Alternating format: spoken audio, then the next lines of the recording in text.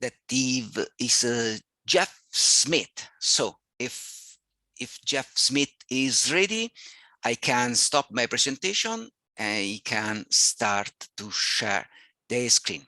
So welcome to Jeff Smith. Many thanks to be here. And whenever you want, you can stand. And we are proud that you are here with us to speak about your personal experience. Thank you very much. Whenever you want, you can start. Awesome, Mario. And thanks to everyone for letting me speak to you today. Just give me 1 second. We'll set up the screen.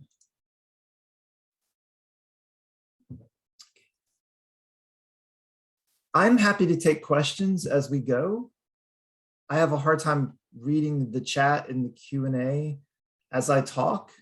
So Mario, if you or anyone else want to interrupt me to inject a question from the audience, that's fine. Otherwise, I'll try to leave a couple minutes at the end and we can scroll through the list. Yes, so yes, perfect, Jeff. Sorry, I forgot to say that the best way is to start the question at the end of the presentation. So everyone can write inside the chat, and I can ask for them to you at the end of the presentation. So sorry I forgot to say. Oh, no worries. No worries. My biggest job today is to properly warm up the room for Jonathan Lewis later, right? Because he's the godfather. He's one of the best speakers we have. So I'm honored to come right before him, and I'll try to live up to what he's brought to the community for all these years. So I'm a product manager at Oracle, and for the last 20 years, I've helped build database tools. And one of the tools that we're going to talk about today, SQLcl, debuted, this says 5 years, but it was almost 6 years ago. And it's a modern command line interface for the database. And I'm going to show everyone what you can get out of this. Things that you like from SQL+, things that you like from SQL Developer, kind of mismatch those. And I'm going to concentrate on the things that we've added in addition to SQL+. So this is the first time I think I've ever presented to the Italian Oracle user group. So thank you for having me. I hope to come in person someday, Milan, Rome, or both. If I can, that would be awesome. Maybe next year things will calm down a bit. And since this is my first time, I was a little bit nervous. So I have some good friends online. I asked for help, things that I could do at the beginning of this session to warm you folks up to me and to also help me have a good start. So some of them I think were having some fun at my expense, and I don't think they were being serious. This guy wanted me to put pineapple on a pizza and cut spaghetti with a fork.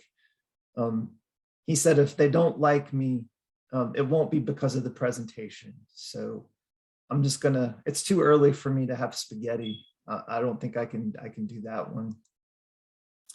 The next person said, be sure that I'm not drinking cappuccino because it's too late in the day for you folks. And that's not a problem for me because I'm lactose intolerant. I can't really drink cappuccino any time of the day. But I am interested in trying a retretto. I don't know what that is, but maybe next year I can try one of those. Someone else said I should try to say this. Ciao, mi piace la cucina italiana, il mio piatto preferito è la chicken parmigiana. I don't know what that means, but I do like chicken parmigiana. I think he was actually trying to help me. This nice lady said just being late is Italian for I appreciate you showed up. I don't know about timeliness in Italy, but I think maybe she was trying to be funny and helpful. I'll let you folks decide. This person, I think, was really trying to help me out. Something about Rome works harder and better than the Milan region. I have not heard that as an American, so I don't know whether to believe that or not. Maybe you can reach out on Twitter and say if this person's right or not. I'm going to say that both places are lovely and have their own distinct regional awesomeness. And then Tim Hall, I have to say, Tim knows a lot about the database, but maybe not so much about Italy. He said I should just wave my hands, and that seems totally wrong to me, but Tim's been there before, so maybe he knows. And then another British person, quite lovely chap, used to run the UK Oracle user group. He said just to speak in Spanish, and since it's Europe, everyone will understand. So at this point, I kind of cut off the feedback because they started getting into the controversial bits. So thanks for letting me have a go. Maybe I'm not so nervous now, and we'll get into the true content. So when I talk about database tools at Oracle, here are pictures of those tools, but in generally what our group does is we build interfaces for all of the different platforms a developer, or of course a DBA or an analyst might use to interface with the database. We have our desktop tools, our big graphical user interfaces, and those started with SQL Developer all the way back in 2005, SQL Developer Data Modeler, I think in like 2008, Oracle REST Data Services, or ORDS, as you'll hear it sometimes. That came out in about 2011 or 2012. We have SQLcl, which came out in 2016. And we now have SQL Developer Web, which is a browser, single page web app version of SQL Developer. And all of these are free. All of these are included with your Oracle database license. And all of these are supported by the company. And by that, I mean, My Oracle support, you can log service requests and file tickets and get bug fixes across all of these products. And what I'm here to talk about today is the command line interface, or the place where you go if your mouse stops working. It's just you and the keyboard and none of the distractions that a GUI might provide. So the command line interface has a really interesting history with the database. I was not here in the early days, but from the very beginning, we had an interface called, it was the user-friendly interface, or UFI. And that morphed or turned into SQL Plus, which is still with us today. And then SQL Plus had the web version, and then it had a Windows compiled XE that was a little bit nicer than just running it from a command prompt. The web version and the desktop GUIs have both kind of gone away, not kind of, they have gone away. And then in 2007, we had SQL Developer and its worksheet introduced a script engine that emulates what SQL Plus does on the client side. So it would emulate, the format command, page commands, column shapes. So you could take your SQL Plus scripts more or less, open them in SQL Developer, hit F5 or execute a script, and it would say, hey, do that client-side processing that SQL Plus does before you send things to the database. And then as the results come back, apply that SQL Plus style formatting or report style things to the screen. What we wanted to do eventually, and which we did get to, was we wanted to say, hey, let's take that SQL Plus engine, let's expand on it, and let's give our SQL developer friends and family an interface similar to that of SQL Plus, but let's try to fix or improve upon all the things that people are not happy with in SQL Plus. And that's where SQLcl came from. We use it ourselves, so we use SQLcl to help build all of the other things out there. And so if we find something useful, it generally goes into the product, but we're also primarily motivated by giving the developer and database community what they want to see. So I invite any and all of you to reach out to me afterwards and share with me things that you would like to see go into the tools for across all of the tools, but of course, specifically for SQLcl if you like. So SQLcl, it does support every version of the database that we support currently today. So that's still technically 11G R2 all the way up to 21C. It'll work anywhere Java will work. So it'll work on your Mac, on Windows, on Linux machines. And it's happy with cloud databases, or really it doesn't care where your database is. If it can connect to it and see it on the network, you can work with that system.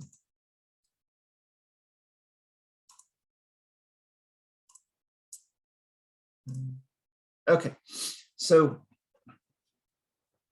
when someone gives me like a 20 or 30-second window to kind of describe what SQLcl is, this is the list of bullet points. And I try not to put 300 words on the screen, but it really is the best stuff SQL Developer and SQL Plus married together.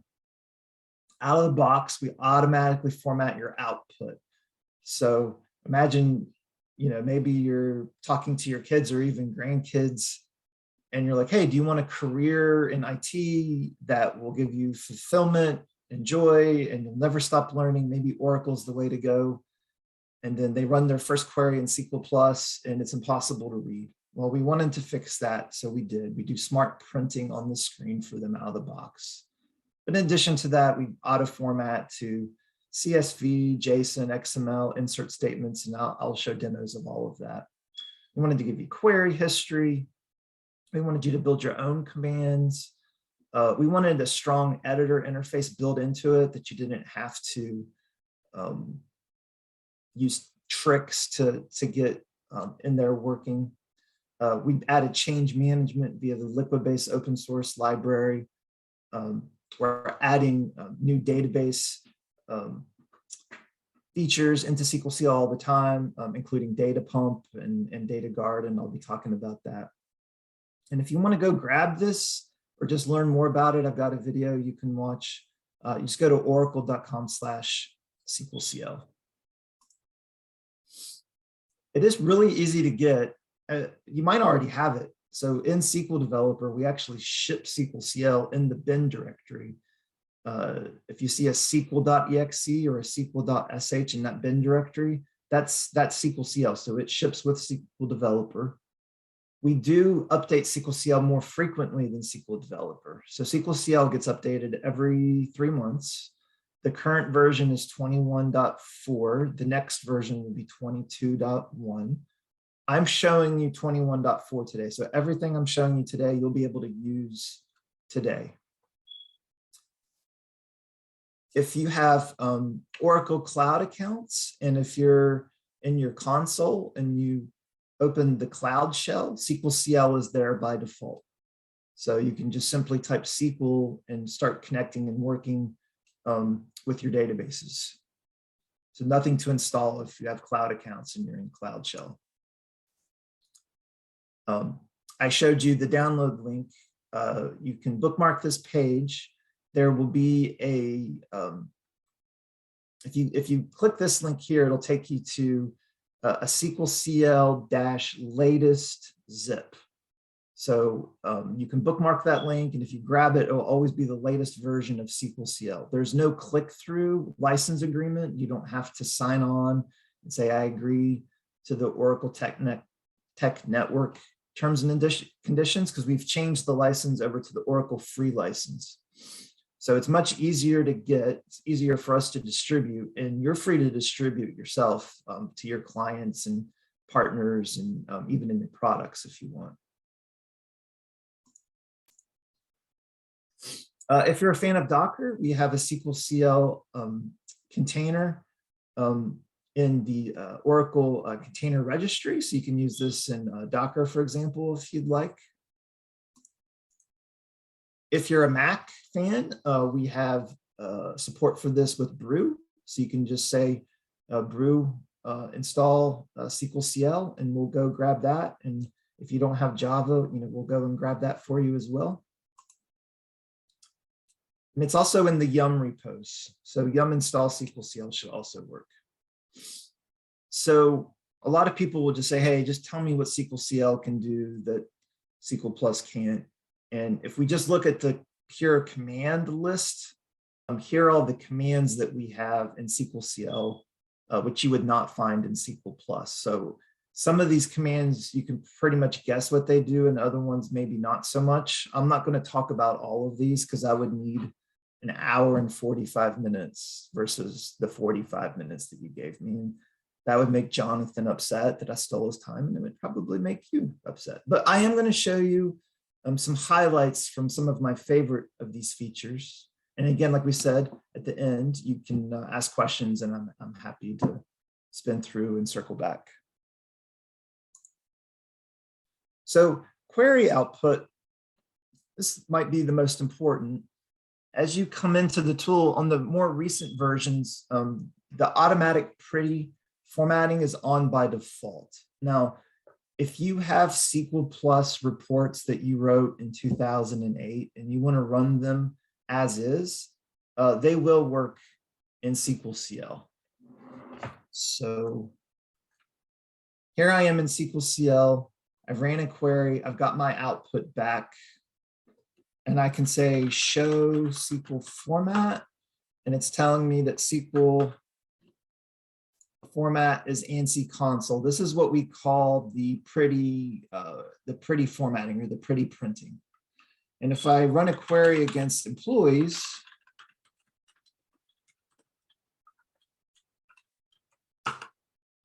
we take the output one page at a time and best fit it to the screen on each page. We can't make your display wider, and I've bumped my font size up. But if I bumped my font size down, this would easily fit on a single page. So even though first and last name were varchar 2 50 or 25s, we're only taking the max amount of space for the widest value on this page. If I say help set SQL format, there's a very nice document that goes through all of these different formats.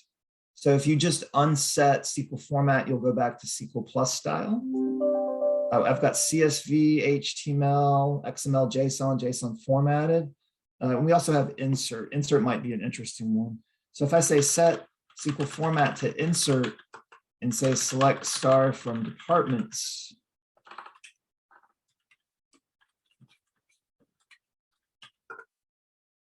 here we're generating the code you would need to create this data somewhere else. So you can set the format mode, but that means no matter what I run right now, I'm going to get the output back as insert statements. That might be too much. So I can say set SQL format back to ANSI console. And if I run that query again, I have this. But maybe ad hoc, you want to be able to get the format back. Get the data back in the format that you want. So I can come back in here, and in this statement, I can insert a comment. And if I just type JSON, it comes back as a JSON document. There's a second JSON command, or I'm sorry, format option. I think it's formatted.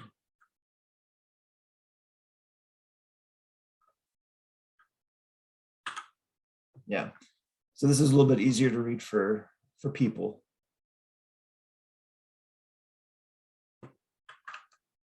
So I didn't show all of these. You can guess what they are. HTML, print an HTML page with some JavaScript built in to give you a search mechanism against the data. XMLs, if you don't like JSON. Here's a couple of screenshots of those. Oh, actually, on this screen here, you can see a highlighting scheme. So you can supply some regular expressions to SQLcl, and as we print the data, we'll scan it. And if it matches the regular expression, we'll format the string or the text or the numbers such that you can see them on the screen. So for example, if you're looking for credit cards in your data, maybe it's stored in various text columns, and you're just looking for protected or sensitive information leaking in your apps, you can create a regular expression that identifies credit cards or maybe postal codes. And as the data is printed to screen, you can see that we'll highlight those in the color that you specify. And there's an example of that in the help command. Here we've got CSV and JSON formatted. Okay, on to the prompt. So this is a relatively new enhancement, and it's a pretty big one. It's probably the biggest change we made to SQLcl in all of 2021. And as I'm running things, as I'm typing,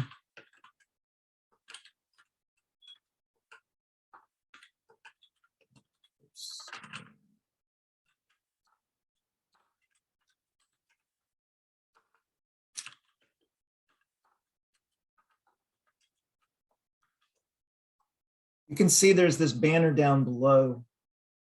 It's telling me what my cursor position is in the buffer. So I'm on line 4, cursor position 13 of my statement.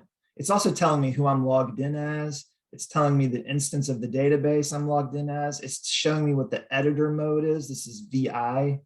I forget what this one is. And this is showing me the amount of time observed for executing the last SQL statement. So when I ran that first 5 entries of departments, the response time was less than half a second from the database. So that's all built into this taskbar, basically. So that query took 1.25 seconds. That's not the database execution time.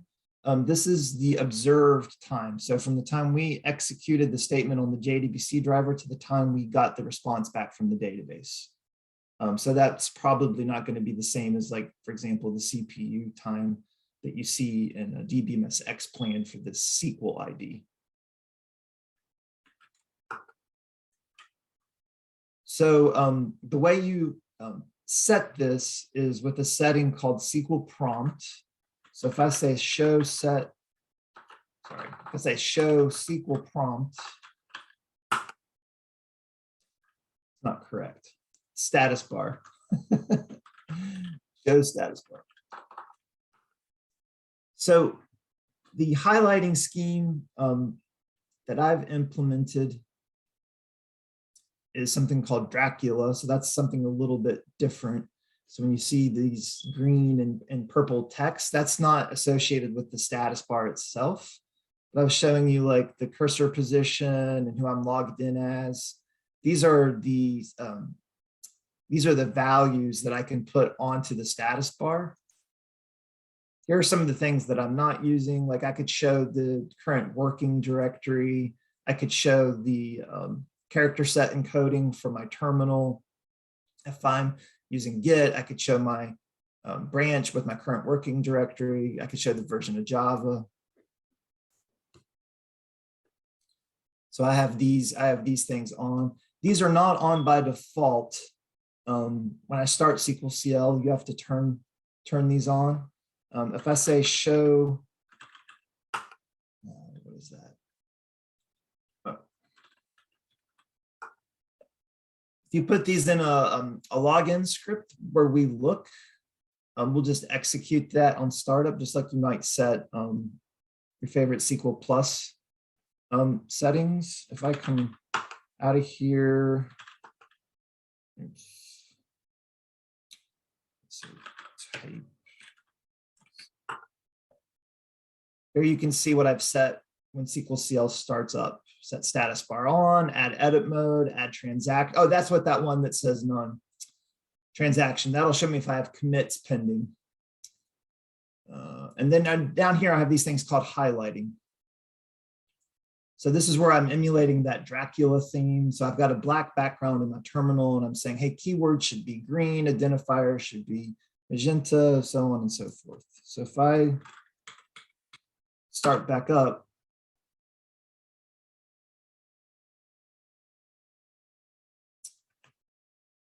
it's setting that for me.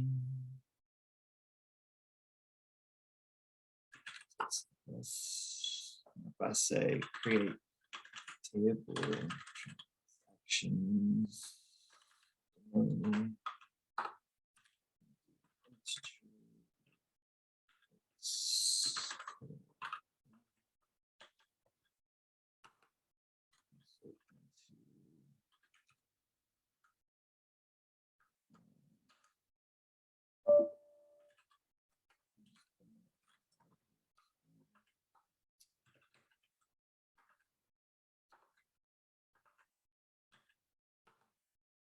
all right, so down below, you can see that insert was pretty fast, and I also now have changes pending.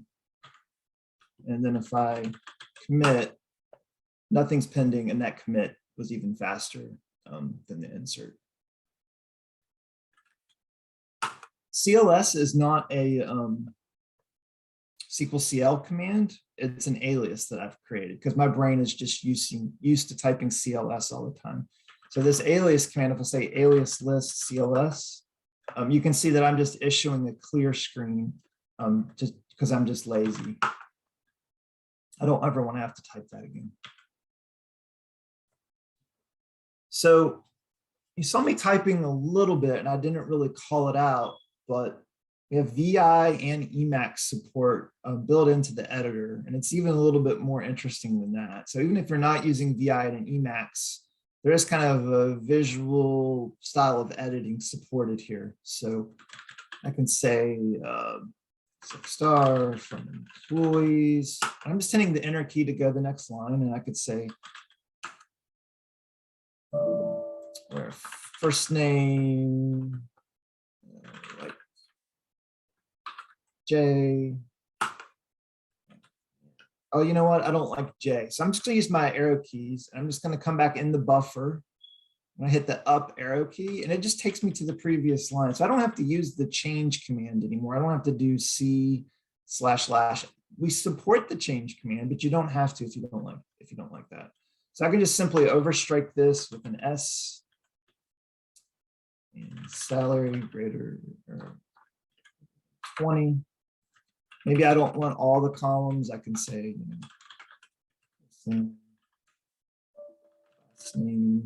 and I don't have to come to the end of the buffer and hit enter to execute this. At any time that I want, I can just hit Control R, and that just, what did I do wrong?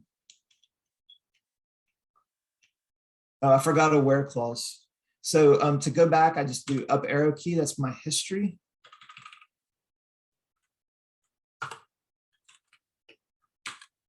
So now it works.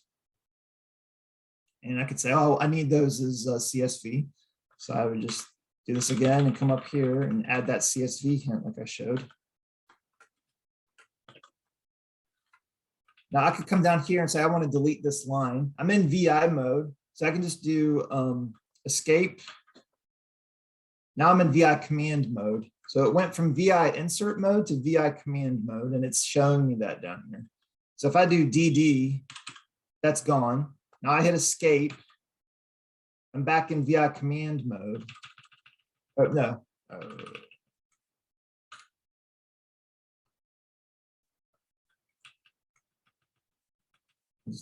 Where? I need to hit I for insert. Yeah, that's good. Now I'll Control R. And I did something wrong again. Misspelled where. Typing is hard. There we go. And the highlighting could have told me that because I have keywords in green and strings in purple, and this should have been green. If you want to set the VI mode to Emacs instead, you can do that. And if you don't know what our keyboard shortcuts are, you can just say show key map and we'll print them for you. History, this is a fun one. So Sql recently added history. Kudos to them. That's really good. But the history in SQLcl is quite a bit different. So the history is persistent.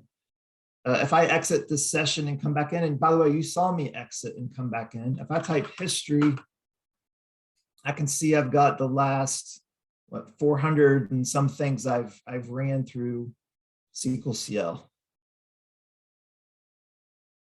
So if I particularly like, oh, I don't know, 239, I could say history 239, and it'll put that in the buffer, and then I can just say run. And there's that report I like. So like I said, we do try to make this the best of SQL and SQLcl. So I can say set page size 150, run that again. And then I've just got the one page report. So it's persistent, but that's not all. So if I say show history, I can see my history settings. I have filters in here. So these commands will not go into the history. Probably the most important one in here is connect. Why would we not want connect commands in our history? Well, you can't answer me because I think they muted you. It's so we don't have passwords displayed in the history list. I've also bumped my history limit up from 100 to like 500. And you can do that with the set history command. Code completion, just tab autocomplete. So we can autocomplete a lot of things. So object names and a from and a select and a where, even in an insert. If there's a partial match, we'll print below all the things that matched, and you can just keep typing until you get closer and hit tab again, and we'll autocomplete if it's just a single hit.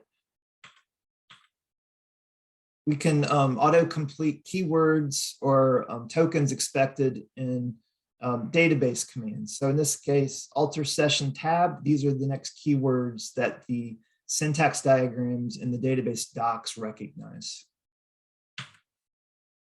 Here I'm creating a table. The next thing the parser expects is a data type, or maybe the virtual or visible keyword. So again, I'm lazy. I can hit tab as often as I want. Tab will also autocomplete files in the current SQL path. So what else does tab completion do? I think that's it for tab completion. Describe, what's describe? It's like the most famous SQL plus command of all time, right? So if I say describe employees, it tells us a few things. We've all seen this a million times. Column list, nullability, and the data type. And you see, we still support describe. But we wanted a better version of describe, and we called that information, but it's shortened to info if you want. So if I say info employees, we'll bring back the same information you saw before, but we just enhance it with additional information. And it takes a little bit longer to run because we're hitting the data dictionary a lot harder.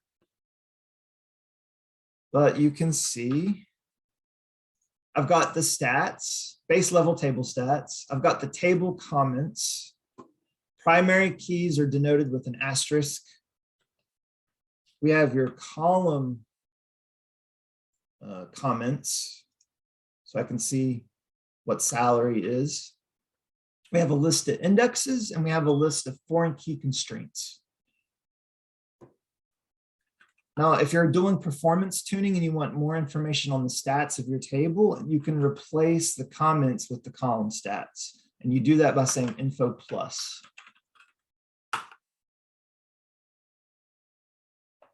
So now I'll get my low, high values, distincts, and the histograms for those columns. And the rest of the information stays the same.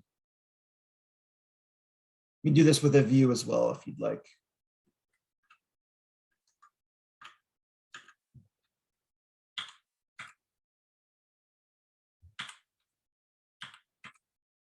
If you do info on a stored procedure, we will print for you the template necessary to execute or call that stored procedure.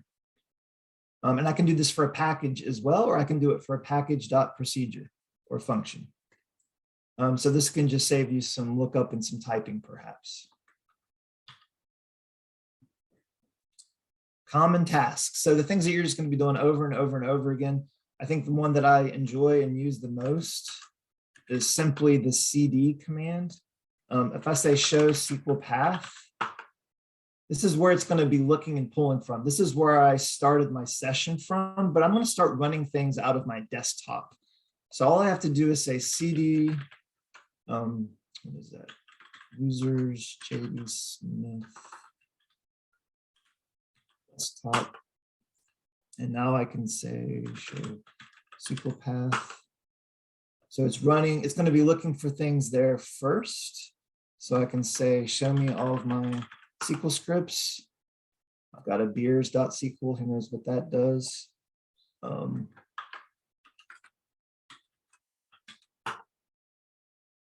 It's probably going to fail because I've already got a table called beer. obviously. I started the script, but I didn't finish it. Now, the other nice thing the cd command does is not only will I be reading from that directory, I'll also be writing to that directory. So if I say set SQL format to insert, and let's see, what else do I want to do? I'll say spool regions .sql. I'll just say select star from regions. And then I'll say spool off. I can say type regions.sql. And that's the contents of that file on my desktop. So I don't have to come in and out of SQLcl just to change the current working directory from what's happening.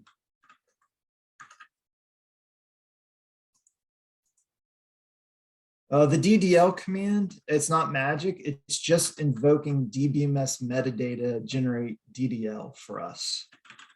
What we also allow you to do with the DDL command is to set the DDL shape via the transforms that the DBMS metadata package gives us. So if I say show DDL, these are the current settings. So if I say set DDL storage off, set DDL segment,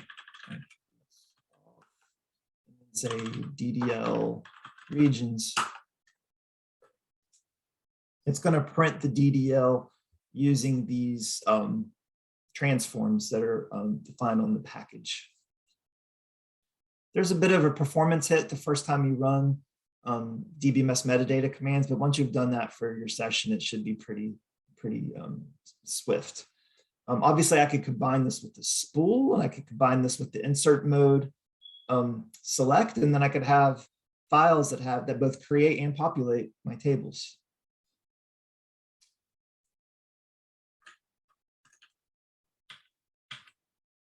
CTAS. So this is a enhanced create table as select. We basically generate the DDL for the object, so you can get things like the indexes and foreign keys, which you wouldn't normally get in a create table as select.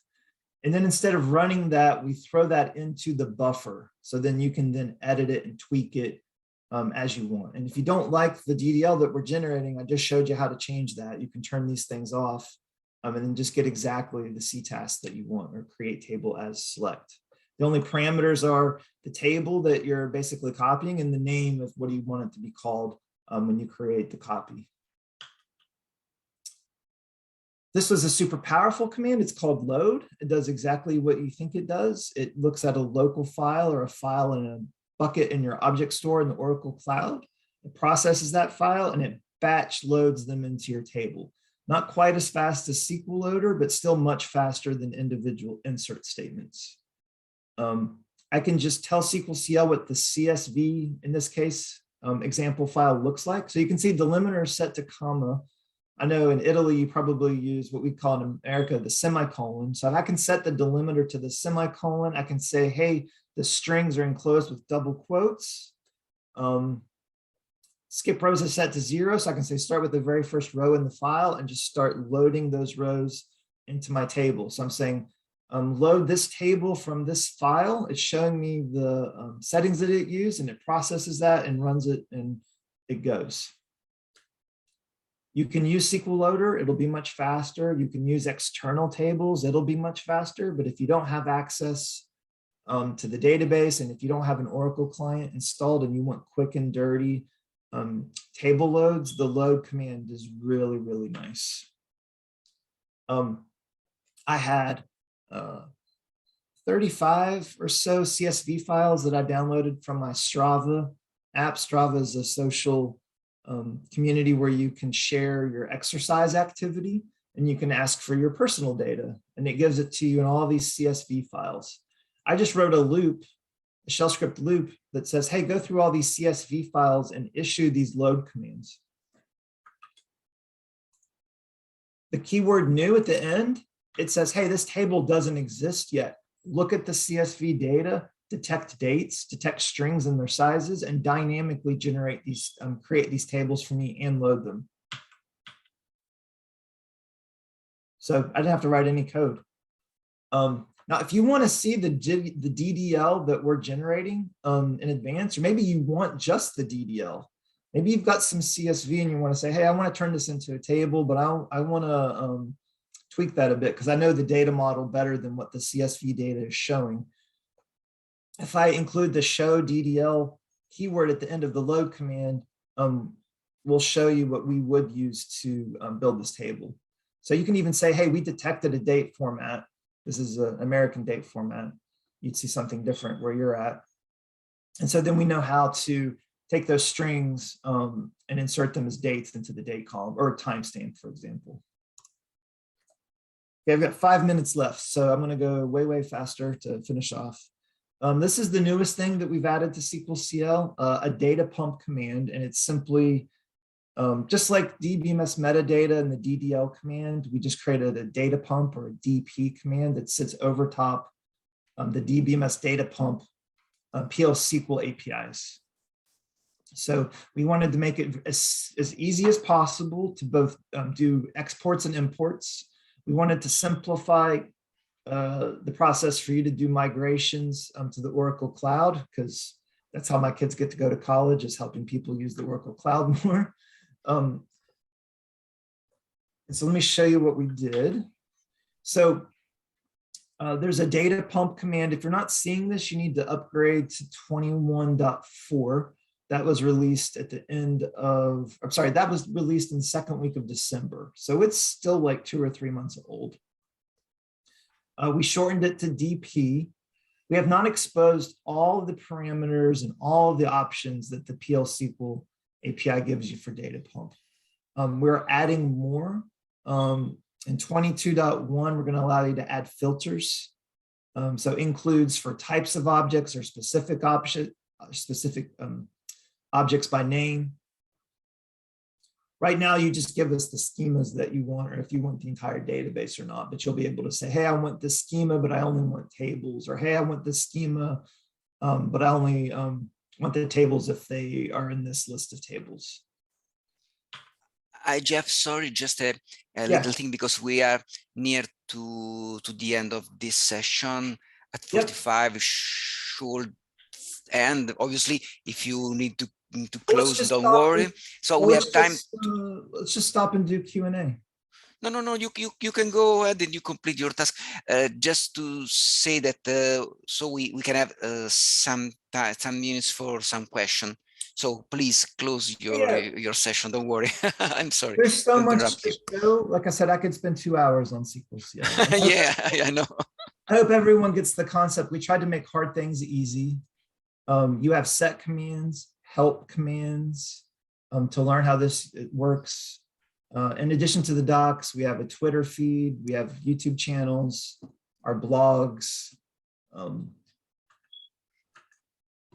We tried to put a lot of information into the help commands themselves. So if I just say help load, lots of examples, like how to load a table from Oracle Cloud Store. You know, here's how to tell SQLcl what your bucket is. And then you can just say, hey, load this table using this file in the bucket. Or you can just Google it and copy and paste the code from people on Stack Overflow and Twitter and hope they did it right. So I don't see anything in the chat. If people want to ask questions, do we want to unmute? Or are you going to ask questions? But if you have to close your speaking, don't worry. We have still a bit of time because really there are no questions inside the chat. Okay.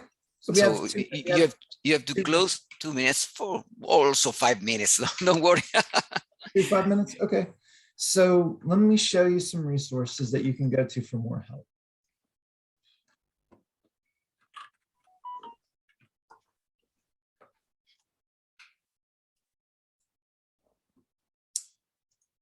Come on, internet. Okay. So this is our product page. And I have a much shorter introduction video posted here that you can watch if you want. There's links to the docs. Here's that download. If we look at this link, it is that latest. If you want the specific version to download, you use this download link. If you go to my blog, this is my personal blog, but I think you can mostly trust it. If you just do a search on SQLcl and say load, I've got billions of examples here. Like, just give me the DDL. I'll show you how to do it start to finish. If you ask me a question on Twitter, it might turn into a blog post. Sorry. We do have a SQLcl Twitter feed, and that's where you'll just find specific tips and tricks on SQLcl.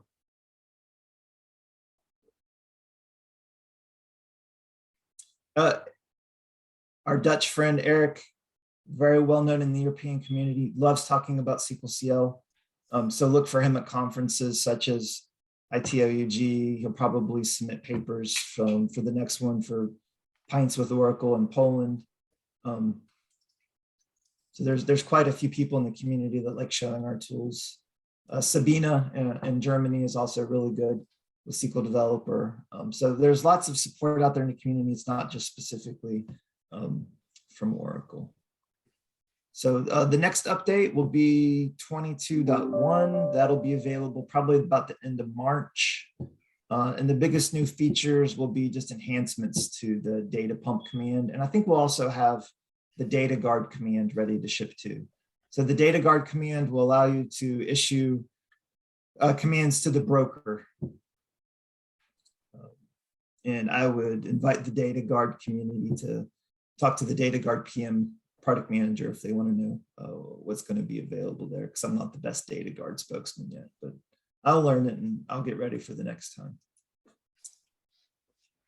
Okay, Jeff, what I can say, wow, this is a very fantastic tool for me that I am a DBA, and it's very, very interesting. I can say very exciting. In fact, I think that at the end of this event, I will download quickly this SQLcl.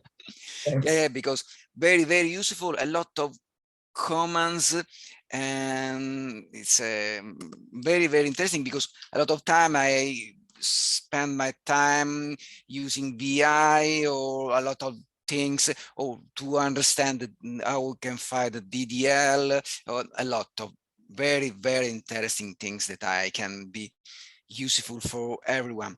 So I can see a question inside. Oh, yeah. I can't see, but I have a question for you for myself. Okay. yeah, because I was thinking during the session if it could make sense. Or I can say, for example, I have some scripts that have inside the SQL Plus to complete some tasks. Okay, so my idea is, okay, I want to download the SQLcl and then to create an alias. So each time I execute SQL Plus, instead it execute the SQLcl. So the question is there a complete compatibility with the SQL Plus? So if I use SQL Plus in a script, I have no problem, or do you think it should be better to don't create this kind of alias? There's 100% compatibility on the SQL and the PL SQL, and there's about a 95% compatibility on the SQL Plus commands. So we do the top level reporting commands, like things around page and column and format and banners and call separators and that sort of stuff. But if you have overly, I would say, complicated SQL Plus reports, you probably want to keep running those in SQL Plus. We're never going to have 100% support for a report you wrote in SQL Plus in 1997. we tried to support the top level ones. And then at some point, if you like the features that we have, you might migrate those scripts, or just the new ones that you create, you can take advantage of in SQLcl if you want. So I would be lying if I said we had 100%. But if you run the help command, you can see the list of commands that we do support. And if you try to use something that's not supported, it'll show an error message saying, sorry, we don't support that. So I would recommend testing it before you just throw it into production. Okay, perfect. Yes, for sure, it's the best to try before in a test environment, and then test on a customer's environment before you do anything. Okay, for sure. Yeah, we have instead another question from Dagmar Forster. Okay, I read exactly what he has written because it's in English, so you can understand exactly. Okay, looking forward to the data guard implementation. Hope shortcuts will be possible, not like data guard manager. So no, we're making you cannot abbreviate anything. We're making the data guard team build the data guard command such that it's SQLcl friendly. So yes, shortcuts and shortened things, absolutely, yes. And tab completion. So, you know, we'll see what the next keyword should be. So you can just tab complete your way through the entire data guard command, and you'll type DG, you know, if you want to invoke data guard. Okay, Dagmar Forster answer is great. Great. Yes, but in fact, I confirm that is a very interesting feature that could help us because data guard is a very complex environment, but this, or I can say this SQLcl can help us also on this side. Okay, Jeff, I think that you I got to introduce Jonathan. So okay, if for those of you interested in tuning, you know, there's an auto trace command in SQL+. You can turn that on in SQLcl, and then you can run your commands. Select star from employees. I had my format set to inserts. Yeah. Okay. With the format set to insert, you can see the SQL ID that was used to run that query. You can get the plan, including the notes, and then you can get the session statistics observed as the query was running. So that I'll just end on a tuning tip.